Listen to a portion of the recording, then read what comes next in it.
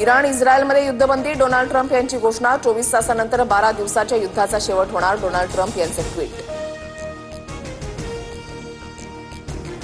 इस्रायलसोबत युद्धबंदी संदर्भात इराणचे एकमत नाहीच, इराणचे परराष्ट्र मंत्री अब्बास अराक्ची यांचे ट्विट. ट्रम्प यांच्या युद्धबंदीच्या घोषणेनंतर इस्रायलकडून इराणच्या मिसाईल लॉन्चरवर हल्ला, इस्रायलनं तेहरानवर शेकडो मिसाईल्स टाकल्या. इराणकडून कतारमधील अमेरिकन एअरबेसवर हल्ले, कतारमधल्या अमेरिकन एअरबेसवर 10 मिसाईल डागल्या, हल्ल्यानंतर कतारमध्ये लोकांची पळापळ. इराणनं केलेल्या हल्ल्यानंतर जगभरात चिंतेचं वातावरण, सौदी, कुवेत, जॉर्डनमध्ये अमेरिकन एअरबेस अलर्टवर, भारतीय नागरिकांना सतर्क राहण्याचं आवाहन. एका आठवड्यापूर्वीच कतारमधून सर्व लष्करी उपकरणं हटवली होती, इराणने रिकाम्या तळांवर हल्ला केला, व्हाईट हाऊसकडून स्पष्ट.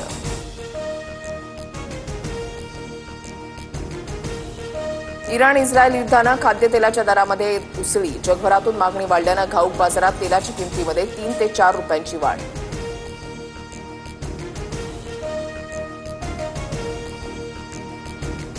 डोनाल्ड ट्रम्पचा हात तर नेतन्याहूंचा गळा कापला पाहिजे, इराणचा जनरल इब्राहिम जब्बारीचं वक्तव्य, इस्रायलचा नायनाट करण्याचाही इशारा.